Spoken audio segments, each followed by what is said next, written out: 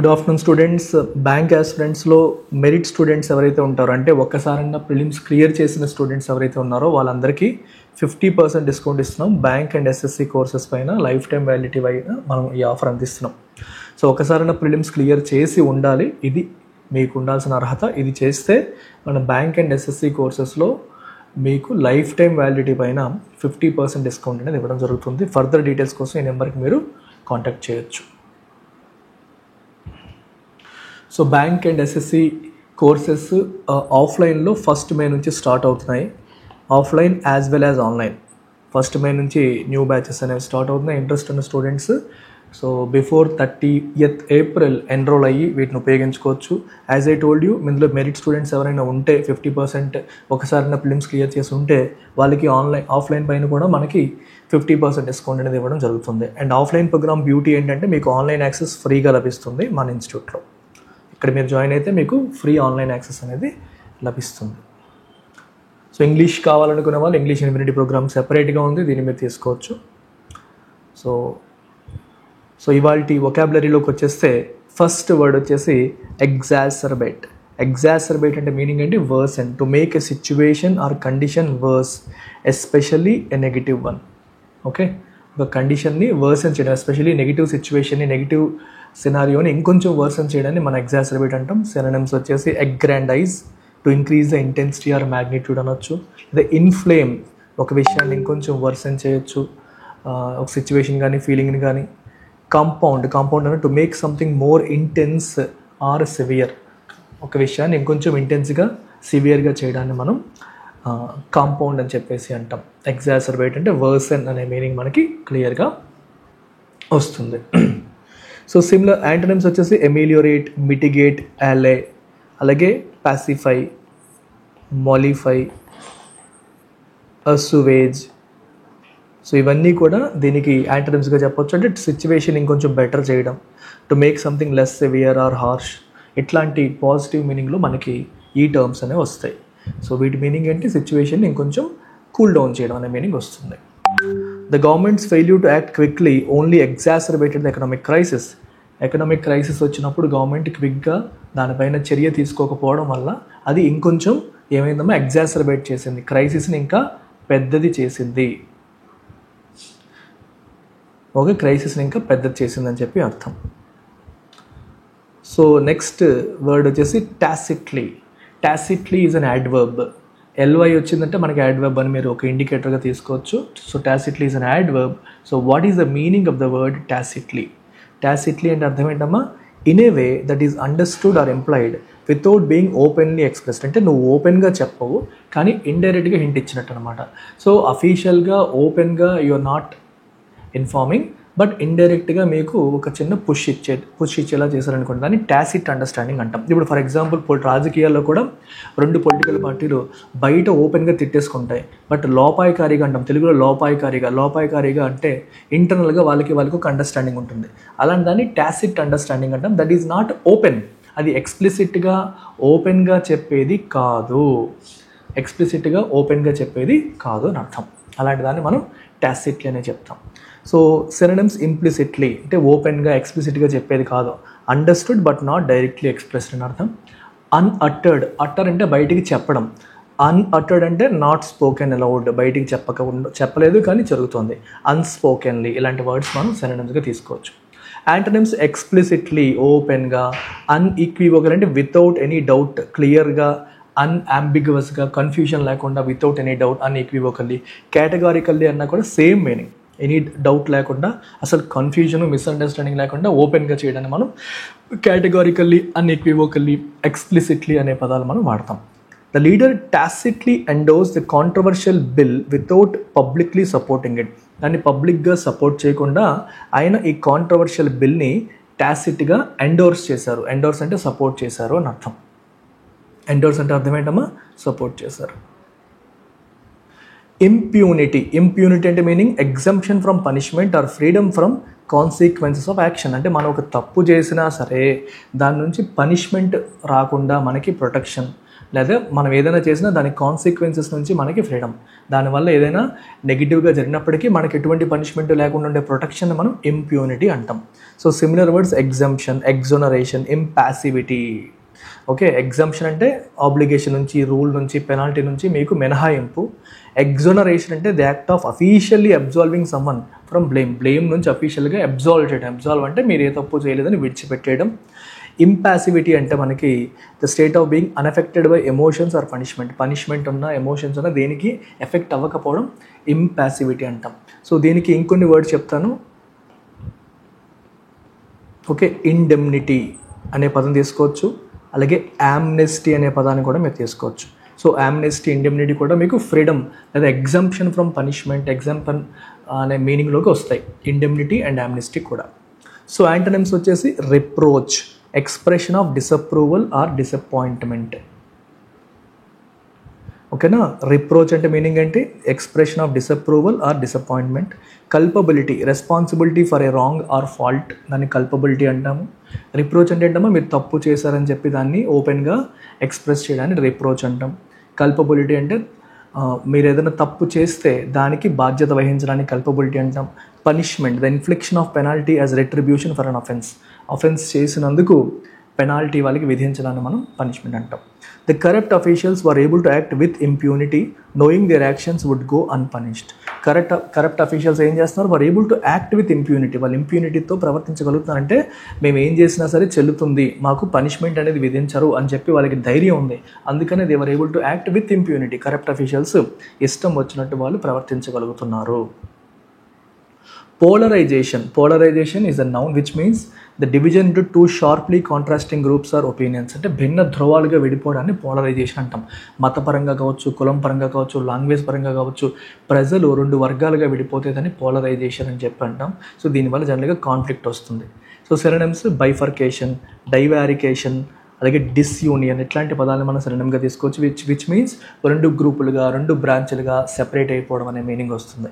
Antonyms convergence, కలవడం, కోలిజెన్స్, again కలవడం, unity అన్న కలవడం, ఇంటిగ్రేషన్ అనే పదం కూడా మనం తీసుకోవచ్చు, కలవడం అనే మీనింగ్.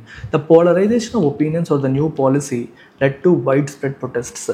సో కొత్త పాలసీ విషయంలో ఒపీనియన్స్ పోలరైజ్ అయిపోయి, సో వీళ్ళు ఒక మాట అంటే వాళ్ళు ఇంకో మాట అంటున్నారు, రెండు వర్గాలుగా ప్రజలు విడిపోయారు. దానివల్ల వైడ్ స్ప్రెడ్ ప్రొటెస్ట్కి అది దారితీసింది. వైడ్ స్ప్రెడ్ అంటే బాగా వ్యాపించిన, ప్రొటెస్ట్ అంటే నిరసనలకి అది దారితీసిందని చెప్పొచ్చు. ఎన్క్రోచ్మెంట్ అంటే gradual intrusion or take over of something, అంటే ఆక్రమణ అంటాం. మన ప్రాంతం కానిది, మనకి సొంతం కాని దాంట్లోకి మనం అడుగు పెట్టడాన్ని మనం ఎంక్రోచ్మెంట్ అంటాం. సో ఇంట్రూజన్, ట్రెస్పాస్, అసాల్ట్ అంటే దాడి, ఇవన్నీ కూడా మనం సినోనిమ్స్గా చెప్పొచ్చు. యాంటనిమ్స్ రిట్రీట్ అంటే వెనక్కి వెళ్ళడం, అబ్స్టినెన్స్ అంటే the act of refraining or staying away from something, withdrawal అన్న అడుగు వెనక్కి వేయడం అనే మీనింగ్ వస్తుంది. The encroachment of corporate interest into environmental zones has led to serious consequences. Environmental జోన్స్లో కార్పొరేట్స్ ఎన్క్రోచ్ అవ్వడం, వాళ్ళ స్వప్రయోజనాల కోసం ఆ స్పేసెస్లోకి ఎంటర్ అవ్వడం అనేది సీరియస్ కాన్సిక్వెన్సెస్కి దారితీస్తుందని మనకు ఒక ఎగ్జాంపుల్గా చెప్పొచ్చు. So idiom of the day, under the weather. Under the weather అనే పదానికి మీనింగ్ ఏంటంటే, ఇడియంకి మీనింగ్ అంటే టు ఫీల్ అన్వెల్. ఈరోజు నాకు ఒంట్లో బాలేదంటే you can say I'm feeling under the weather, I'm feeling a bit under the weather అంటే నాకు ఒంట్లో బాగాలేనట్టుగా నాకు అనిపిస్తోంది అని అర్థం. So I think I will stay home and rest, నేను ఇంట్లోనే ఉండి రెస్ట్ తీసుకుంటాను, నేను అంత బాగా అంటే ఐఎమ్ ఫీలింగ్ అన్వెల్ అని చెప్పి చెప్తున్నాను. ఫ్రేజల్ వర్బ్ కమ్ అక్రాస్ అంటే to find or meet by chance అనే దాన్ని మనం కమ్ అక్రాస్ అంటాం. I have come across something. చూడండి, I came across an interesting article while browsing online browse చేస్తున్నప్పుడు ఒక ఇంట్రెస్టింగ్ ఆర్టికల్ నాకు దొరికింది, ఐ ఫౌండ్ ఇట్. సో అట్లాంటప్పుడు కమ్ అక్రాస్ అనే పదాన్ని మనం వాడచ్చు. Error spotting, simple error spotting ఇచ్చాను ఈరోజు. She enjoys to read books in the evening. ఇలా ఎంజాయ్ అనే పదం తర్వాత మనకి టు రీడ్ కన్నా కూడా ఇట్లా వస్తుంది, she enjoys reading.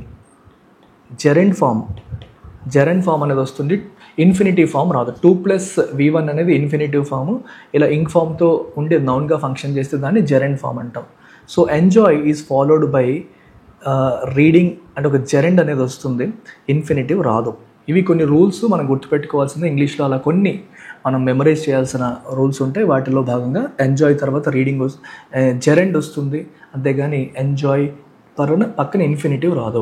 For example she enjoys to cook అనకూడదు, she enjoys cooking. She enjoys to dance అనకూడదు, షీ ఎంజాయ్స్ డాన్సింగ్. అది రీడ్ అనే కాదు, దేనికైనా సరే ఇంగ్ ఫామే ఎంజాయ్ తర్వాత బెటర్గా వస్తుందన్నమాట. So best answer to read బదులు మనం రీడింగ్ పెట్టాలి అంతే. So this is the correct answer for this question. So ఇవాళ ఎడిటోరియల్లోకి వచ్చేద్దాం. ఎడిటోరియల్ యొక్క టైటిల్ వచ్చేసి కమ్యూనల్ కాల్డ్రన్. కమ్యూనల్ అంటే మతపరమైన అని అర్థం. కాల్డ్రన్ అంటే మరుగుతున్నది. ఫర్ ఎగ్జాంపుల్ మీకు ఒక పాట్, ఏదైనా వంట చేసేటప్పుడు ఒక పాట్ ఉంటుంది చూడండి, దాంట్లో మనం నూనె కూరగాయలు అన్నీ వేస్తాం. వేసాక అది ఏమవుతుంది, సిమ్మర్ అవుతుంది, మెల్లగా మరుగుతూ తర్వాత వంట అనేది జరుగుతుంది. సో కాల్డ్రన్ అనేది ఎలా వాడతారంటే, ఏదైనా ఒక రియల్ లైఫ్ సిచ్యువేషన్లో కోపాలు తాపాలు, ఒకరి మీద ఒకరికి పగలు ప్రతీకారాలు ఇలాంటివి సిమ్మర్ అవుతున్నాయి, అంటే లోపల రగులుతున్నాయి. అలాంటి సందర్భంలో కాల్డ్రన్ అనే పదాన్ని మనం వాడచ్చు. ఎలా అయితే వంటలో అవి రగులుతూ ఉంటాయో, సో రియల్ లైఫ్లో కూడా సొసైటీలో కూడా కోపాలు తాపాలు ఇలాంటివన్నీ కూడా రగులుతున్నప్పుడు ఆ కాల్డ్రన్ అనే పదాన్ని వాడతాం. కమ్యూనల్ అంటే మతపరమైన భావాలతో ప్రజల మనసులు నిండిపోయాయి అనే సందర్భంలో ఈ పదాన్ని మనం ఉపయోగించవచ్చు. Okay. Political parties are fanning riots in West Bengal ahead of polls. West బెంగాల్లో ఎలక్షన్స్ రాబోతున్నాయి. సో అహెడ్ ఆఫ్ పోల్స్ వీళ్ళు ఏం ప్లాన్ చేస్తున్నారమ్మా, వీళ్ళు ఏం చేస్తున్నారు, దే ఆర్ ఫ్యానింగ్. ఫ్యానింగ్ అంటే రెచ్చగొడుతున్నారు. అగ్నికి ఆజ్యం పోయడం అంటాం. ఓకే. సో అగ్నికి ఆజ్యం పోయడం లాగా అనమాట, రెచ్చగొట్టడం అనమాట. దీన్ని రైట్స్ అంటే అల్లర్లని వీళ్ళు తగ్గించకుండా రెచ్చగొట్టే కార్యక్రమాలు పొలిటికల్ పార్టీస్ చేస్తున్నాయి. అంటే వీటి ద్వారా రాజకీయ లబ్ధి పొందడానికి, పొలిటికల్ గెయిన్ పొందడానికి వీళ్ళు ప్రయత్నం చేస్తున్నారు అని అర్థం. The 3 deaths in Mushirabad district during protests against the Waqf Amendment Act have exposed the deep political fault lines and the festering communal divide in West Bengal. The 3 deaths, ముగ్గురి చావులు, in Murshidabad district during protest అంటే నిరసనల మధ్య ముగ్గురు చనిపోవడం జరిగింది. ప్రొటెస్టులు దేనికోసమా, against the Waqf amendment act. Waqf amendment యాక్ట్కి వ్యతిరేకంగా జరిగిన నిరసనల్లో ముగ్గురు చనిపోవడం అనేది జరిగింది. అండ్ ఇది ఏదైతే ఈ చావులు ఏవైతే ఉన్నాయో have exposed the deep political fault lines అంటే గ్యాప్, వాళ్ళకి వీళ్ళకి మధ్య ఉన్న గ్యాప్ని అవి ఎక్స్పోజ్ చేశాయి. And the festering communal divide. Festering అంటే రగులుతున్న మతపరమైన డివిజన్. వెస్ట్ బెంగాల్లో మత ఘర్షణలు, మతపరమైన డివిజన్ని అవి ఇంకా ఫెస్టర్ అవుతున్నాయనే విషయాన్ని ఇది ఎక్స్పోజ్ చేస్తుంది. ఫెస్టర్ అంటే ఎంకరేజ్, ఇంకా పెరగడం, రగలడం, ప్రొవోక్ అనే మీనింగ్లో మనం తీసుకోవచ్చు. ఇంకొంచెం పెరగడం అనమాట. ఏదైనా నెగిటివ్ ఫీలింగ్ ఇంకా ఇంటెన్స్ అవ్వడాన్ని మనం ఫెస్టర్ అంటాం. Chief Minister Mamata Banerjee's repeated assurances that she would protect minority interests and that the act would not be implemented in the state have done little to assuage the Muslim community. అక్కడ Muslim community విపరీతంగా పెయిన్కి గురైంది. So Mamata Banerjee ఏమంటుందంటే రిపీటెడ్గా వాళ్ళకి assurance ఇస్తుంది. ఏమని, that she would protect minority interests. So minority యొక్క ప్రయోజనాలని నేను కాపాడుతాను. మైనారిటీస్ అంటే తక్కువ జనాభా ఉన్నవాళ్ళు. సో వాళ్ళ యొక్క ప్రయోజనాలు నేను కాపాడుతాను, వాటిని ప్రొటెక్ట్ చేస్తాను అని చెప్పి మమతా బెనర్జీ రిపీటెడ్గా అష్యూరెన్సెస్ ఇస్తున్నప్పటికీ కూడా, ఓకే, ఈ చట్టాన్ని మన వెస్ట్ బెంగాల్లో ఇంప్లిమెంట్ చెయ్యము అని కూడా తను చెప్తున్నప్పటికీ కూడా ముస్లిం కమ్యూనిటీని అవి ఎస్యువేజ్ చేయలేకపోయి. ఎస్యువేజ్ అంటే కూల్ డౌన్, అంటే వాళ్ళని ప్యాసిఫై, మోడరేట్, ఎమిలియోరేట్ ఇట్లాంటి పదాలన్నీ కూడా మనం వాడతాం. సో ఇట్లాంటి పదాలన్నీ మనం వాడతాం. వాటిని ఎస్యువేజ్ చేయడంలో ఫెయిల్ అయ్యాయి. హ్యావ్ డన్ లిటిల్ అంటే హ్యావ్ డన్ నథింగ్, ఏమీ చేయలేకపోయాయి ఎస్యువేజ్ చేయడంలో. ఎస్యువేజ్ అంటే అర్థం ఏంటమ్మా, వాళ్ళని కోపాన్ని తగ్గించి, ముస్లిం కమ్యూనిటీ కోపాన్ని తగ్గించే విషయంలో ఏమీ చేయలేకపోయాయి అని అర్థం. The violence which began on April 8 continues unabated despite the prohibitory orders and the suspension of internet services. April 8న మొదలైన వైలెన్స్ అనేది ఇట్ కంటిన్యూస్ అన్అబేటెడ్, అంటే ఎటువంటి బ్రేక్ లేకుండా, గ్యాప్ లేకుండా అది కంటిన్యూ అవుతుంది. డిస్పైట్ ప్రొహిబిటరీ ఆర్డర్స్ ఉన్నప్పటికీ కూడా. ప్రొహిబిషన్ అంటే తెలుసు కదమ్మా మీకు, ప్రొహిబిషన్ అంటే బ్యాన్. సో ఇవి చేయకూడదు అని చెప్పి బ్యాన్ ఉన్నప్పటికీ కూడా, ఇంటర్నెట్ సర్వీసెస్ని సస్పెండ్ చేసినప్పటికీ కూడా హింస అనేది కంటిన్యూ అవుతూనే ఉంది. హింస అనేది ఆగట్లేదు అంటున్నారు. Mob attacks on public property have been reported from the Jangipur subdivision of Murshidabad and other parts of the state. Mob attacks on public property paina mob attacks అనేవి have been reported from the Jangipur sub division నుంచి public property పైన mob అంటే జనాలు గుంపుగా వెళ్ళి attack చేయడం అనేది మనకి రిపోర్ట్ చేస్తున్నారు. And other parts of the state నుంచి కూడా మనకి రిపోర్ట్స్ అనేవి వస్తున్నాయి. పబ్లిక్ ప్రాపర్టీని ధ్వంసం చేస్తున్నారు అనే విషయాలు మనకు తెలుస్తున్నాయి, including Kolkata. West Bengal has been a simmering communal cauldron for some time. So West Bengal అనేది ఒక సిమ్మరింగ్ అంటే చెప్పాను కదమ్మా, మరుగుతున్నా అనే మీనింగ్ వస్తుంది. కమ్యూనల్ కాల్డ్రన్ అంటే మతపరమైన అంశాలతో జనాలు రగిలిపోతున్న సొసైటీగా కొంతకాలంగా ఉంది. Both the ruling Trinamool Congress and the opposition BJP have sought to exploit communal polarisation for political gain. So ప్రజలు మతపరంగా విడిపోవడాన్ని అటు బీజేపీ కానీ ఇటు తృణమూల్ కాంగ్రెస్ కానీ రెండు కూడా ఏం చేశాయమ్మా, వాళ్ళు రాజకీయంగా దాని నుంచి లబ్ధి పొందడానికి ప్రయత్నం చేశాయి. సో ఈ కమ్యూనల్ పోలరైజేషన్ వల్ల రగులుతున్న హిందువులందరినీ కూడా అట్రాక్ట్ చేయడానికి బీజేపీ, రగిలిపోతున్న ముస్లిమ్స్ని అట్రాక్ట్ చేయడానికి మన తృణమూల్ కాంగ్రెస్ రెండు కూడా ప్రయత్నాలు చేయడం అనేది జరిగింది. పోలరైజేషన్ అంటే అర్థం ఏంటంటే భిన్న ధ్రువాలుగా విడిపోవడం. కమ్యూనల్ పోలరైజేషన్ అంటే మతపరంగా భిన్న ధ్రువాలుగా విడిపోవడాన్ని కమ్యూనల్ పోలరైజేషన్ అని చెప్పేసి అంటాం. So they have sought to exploit communal polarisation for political gain. రాజకీయ లబ్ధి కోసం కమ్యూనల్ పోలరైజేషన్ని ఎక్స్ప్లాయిట్ చేయడానికి వాళ్ళు ప్రయత్నం చేశారని చెప్తున్నారు. While the TMC tacitly encouraged Muslim protests against the Waqf amendments, the BJP backed communally charged Ram Navami processions across the state. So ఇప్పుడు చూడండి, ముస్లిమ్స్ ఈ వక్ఫ్ అమెండ్మెంట్స్కి వ్యతిరేకంగా ప్రొటెస్టులు చేశారు, నిరసనలు వ్యక్తపరచడం అనేది జరిగింది. దానికి టీఎంసీ అఫీషియల్గా కాకపోయినా అన్అఫీషియల్గా సైలెంట్గా ఆ ప్రొటెస్టులను ఎంకరేజ్ చేసింది. టాసిట్లీ అంటే ఇన్ అన్ ఇండైరెక్ట్ వే, డైరెక్ట్గా కాదు బట్ ఇండైరెక్ట్గా సైలెంట్గా వాటిని ఎంకరేజ్ చేయడం అనేది జరిగింది. ఎవరు? టీఎంసీ, తృణమూల్ కాంగ్రెస్. బీజేపీ ఏం చేసింది, మరి ఇదే టైంలో రామ్ నవమి ప్రొసెషన్ అంటే మనకి శ్రీరామనవమి రోజు శ్రీరాముని ఊరేగింపులు అంటాం చూడండి, వాటిని కమ్యూనల్ అంటే మతపరంగా ఉద్వేగాలతో ఉన్న దాన్ని బీజేపీ దాన్ని సపోర్ట్ చేసింది. బ్యాక్డ్ అంటే supported. Although the police have now warned of strict action against law breakers. ఎవరైనా చట్టాన్ని అతిక్రమిస్తే వాళ్ళపైన స్ట్రిక్ట్ యాక్షన్ తీసుకుంటాము అని పోలీసులు వార్నింగ్ ఇచ్చినప్పటికీ their inaction before and during the current flareup has been evident. So ఈ కరెంట్ ఫ్లేరప్ అంటే ఇప్పుడు ఈ గొడవలు రగలడానికి బయటపడడానికి ముందు కానీ, జరుగుతున్నప్పుడు కానీ, తరువాత కానీ వాళ్ళ ఇన్యాక్షన్ అంటే అర్థం ఏంటమ్మా అంటే ఏ యాక్షన్ తీసుకోకపోవడం అనేది హ్యాస్ బీన్ ఎవిడెంట్ అంటే క్లియర్గా కనిపిస్తుంది. సో గొడవ జరుగుతున్నప్పుడు వాళ్ళు ఏం చేయలేదు, గొడవ జరగడానికి ముందు ఏమీ చేయలేదు, జరిగిన తర్వాత ఈరోజు మేము ఎవరైనా లా బ్రేక్ చేస్తే యాక్షన్ తీసుకుంటామని మాత్రం చెప్తున్నారు. The Calcutta high court has since intervened, ఆ తర్వాత ఇంటర్ఫియర్ అయింది, ordering the deployment of central armed forces police force in Murshidabad. తర్వాత సిఏపిఎఫ్ బలగాల్ని అక్కడ మోహరించాలని చెప్పి ఆర్డర్ చేయడం జరిగింది. The state remains on edge ahead of every major religious festival. The state remains on edge ahead of every major religious festival. ప్రతి religious festival వస్తే చాలు state ఏమో remains on edge అంటే ఒక టెన్షన్ వాతావరణం అనేది నెలకొంటుంది. ఎప్పుడేమవుతుందో తెలియదు, ఎటువైపు వెళ్తుందో తెలియదు, ఏ గొడవ అవుతుందో తెలియదు. అలాంటి సిచ్యువేషన్ మనం రిమైనింగ్ ఆన్ ఎడ్జ్ అంటాం అనమాట. ఎప్పుడు ఎలా ఉంటుందో తెలియని సిచ్యువేషన్లోకి వెళ్ళిపోతుంది. And policing has grown weak and increasingly పొలిటిసైడ్.